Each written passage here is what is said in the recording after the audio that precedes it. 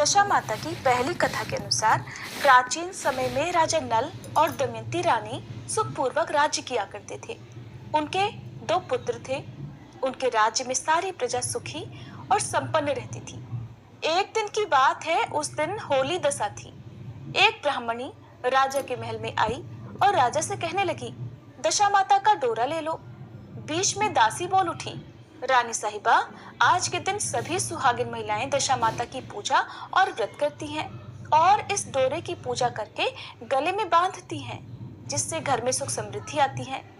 इसलिए रानी ने दासी के कहे अनुसार ब्राह्मणी से डोरा ले लिया और विधि अनुसार पूजा करके उस डोरे को गले में बांध लिया। कुछ दिनों के बाद राजा नल ने रानी दमयंती के गले में डोरा बंधा हुआ देखा तो रानी से पूछा, रानी साहिबा, इतने सोने के गहने पहनने के बाद भी आपने ये धागा गले में क्यों पहना हुआ है? रानी कुछ कहती इससे पहले ही राजा ने गुस्से में आकर उस डोरे को तोड़कर जमीन पर फेंक दिया। रानी ने उस डोरे को जमीन से उठा लिया और राजा से कहने लगी, महाराज, ये तो दशा माता का डोरा था। आपने उनका अपमान करके अच्छा नहीं किया। इधर जब रात में राजा सो रहे थे तब दशा माता स्वप्न में एक बुढ़िया के रूप में आई और राजा से कहने लगी, हे राजा, तेरी अच्छी दशा जा रही है और अब बुरी दशा आ रही है। तूने मेरा अपमान करके अच्छा नहीं किया। ऐसा कहकर दशा माता स्वप्न में ही अंतर्ध्यान हो गई।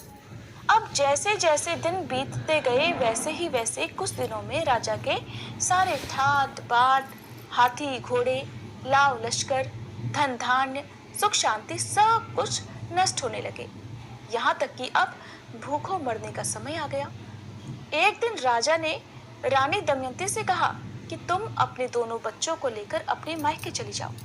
रानी ने कहा, महाराज, मैं तो आपको छोड़कर कहीं नहीं जाऊंगी। जिस तरह आप रहेंगे उसी तरह मैं भी आपके साथ रहूंगी। तब राजा ने कहा, अपने देश को छोड़कर चलो दूसरे देश में चलते हैं। वहां पर जो भी काम मिल जाएगा वही काम कर लेंगे। इस प्रकार राजा और रानी देश छोड़कर चल दिए। चलते चलते रास्ते में भील राजा का महल दिखाई दिया। वहां राजा ने अपने दोनों बच्चों को अमानत के तौर पर छोड़ दिया। आगे बढ़े तो रास्ते में राजा के मित्र का गांव आया।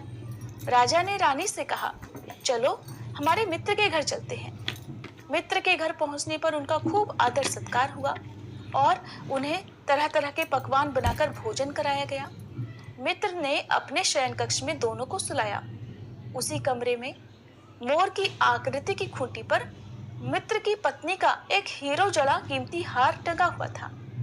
आधी रात में रानी की नींद खुली तो उन्होंने देखा कि वह बेजान खूंटी हार को निगल रही है। ये देखकर रानी ने तुरंत राजा को जगाकर दिखाया और तब दोनों ने सोचा कि सुबह होने पर मित्र के पूछने पर वे क्या जवाब देंगे, इसलिए अभी यहाँ से चले जाना चाहिए। ये सोचकर राजा और रानी दोनों मध्यरात्रि को ही अपने मित्र के यहाँ से कहीं और के लिए चल दिए। सुबह होने पर मित्र की पत्नी ने खूंटी पर अपना हार देखा तो वहां पर हार नहीं था। तब उसने अपने पति को बुलाकर कहा कि तुम्हारे मित्र कैसे हैं जो मेरा हार चुराकर रात में ही भाग गए हैं। मित्र ने अपनी पत्नी को समझाया कि मेरा मित्र बिल्कुल भी ऐसा नहीं कर सकता, थोड़ा धीरज रखो, उसे चोर मत कहो। इधर आगे चलने पर राजा नल की बहन का गांव रास्ते में पड़ा। राजा ने बहन के घर में खबर भिजवाई कि तुम्हारे भाई भाभी आए हुए हैं। खबर देने वाले से बहन ने पूछा कि उनके हालचाल कैसे हैं। तब वह बोला कि दोनों अकेले हैं और पैदल ही आए हैं और बहुत दुखी हाल में हैं। इतनी बात सुनकर बहन थाली में प्याज और रोटी रखकर भैया भाभी से मिलने के लिए आई। राजा ने तो अपने हिस्से का खा लिया, किंतु रानी ने उसे जमीन में गाड़ दिया। अब वे आगे बढ़े तो चलते चलते रास्ते में एक नदी पड़ी। राजा ने नदी में से मछलियां निकालकर रानी से कहा कि रानी, तुम इन मछलियों को भूनो, मैं गांव में से परोसा लेकर आता हूँ। गांव का नगर सेठ सभी लोगों को भोजन करा रहा था।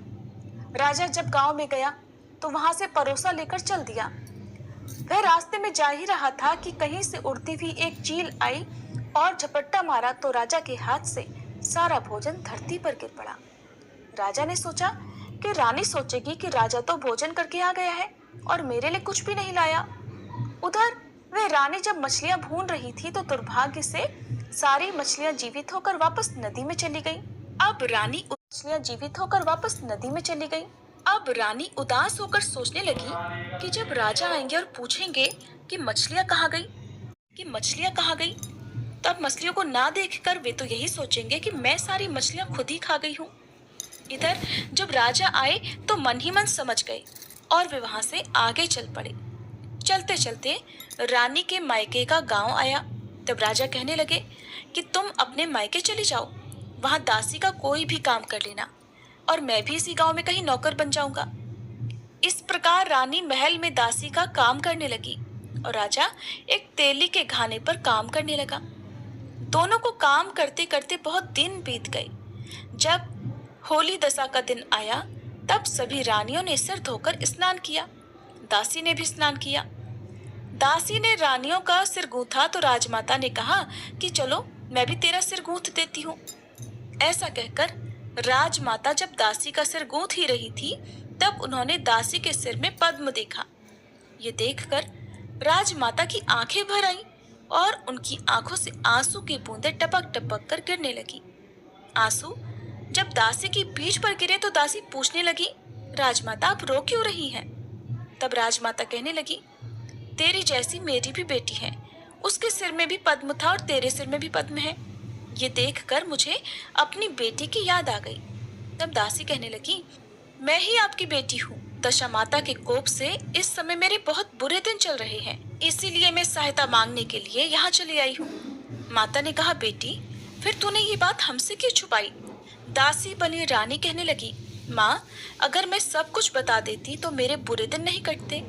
आज मैं दशा माता का व्रत करूंगी और उनसे गलती की क्षमा याचना करूंगी। अब तो राजमाता ने अपनी बेटी से पूछा, अच्छा ये तो बताओ हमारे जमाई राजा कहाँ हैं? तब बेटी बोली, वो भी इसी गांव में किसी तेली के घर में काम कर रहे हैं। जब गांव में उनकी खोज कराई गई तो राजा मिल गए। फिर उन्हें भी महल में बुलवाया गया। जमाई राजा को स्नान कराया, नए वस्त्र पहनाए और पकवान बनाकर उन्हें भरपेट भोजन कराया गया। अब दशा माता के आशीर्वाद से राजा नल और दमयंती के अच्छे दिन लौट आए। कुछ दिन वहीं गुजारने के बाद दोनों ने अब अपने राज्य को जाने की बात कही। तब दमयंती के पिता ने खूब सारा धन, लाव, लश्कर, हाथी घोड़े आदि देकर बेटी दामाद को विदा कर दिया। रास्ते में वही जगह आई जहाँ रानी ने मछलियों को भूना था और राजा के हाथ से चील के झपट्टा मारने से सारा भोजन धरती पर गिर पड़ा था। तब राजा ने कहा कि रानी, तुमने सोचा होगा कि मैंने अकेले भोजन कर लिया होगा, लेकिन चील ने झपट्टा मारकर गिरा दिया था। तब रानी कहने लगी, महाराज जी आपने भी सोचा होगा कि मैंने मछलियां भूनकर सारी अकेले ही खा ली होंगी, लेकिन वे तो जिंदा होकर वापस नदी में ही चली गई थी। चलते चलते अब राजा की बहन का गांव आया। राजा ने बहन के यहाँ खबर भेजी। खबर देने वाले से पूछा कि उनके हालचाल कैसे हैं। उसने बताया कि वे तो बहुत अच्छी दशा में हैं। उनके साथ हाथी घोड़े लाव लश्कर हैं। ये सुनकर राजा की बहन मोतियों की थाल सजाकर लाई। तभी रानी दमयंती ने धरती माता से प्रार्थना की और कहने लगी, माँ आज मेरी अमानत मुझे वापस दे दो। ये कहकर उस जगह को खोदा जहाँ पर उसने रोटी और प्याज गाड़ दिया था। खोदने पर रोटी तो सोने की और प्याज चांदी का हो गया था। ये दोनों चीजें बहन की थाली में डाल दी और आगे चलने की तैयारी करने लगे। वहां से चलकर राजा अपने मित्र के घर पहुंचे। मित्र ने उनका पहले के समान ही खूब आदर सत्कार और सम्मान किया।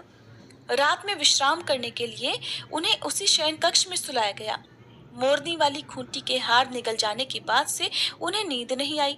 वे दोनों जाग ही रहे थे, तभी आधी रात के समय वही मोरनी वाली खूंटी हार उगलने लगी तो राजा ने अपने मित्र को जगाया और रानी ने मित्र की पत्नी को जगाकर दिखाया कि आपका हार तो इस खूंटी ने निगल लिया था और आपने सोचा होगा कि हार हमने चुरा लिया है।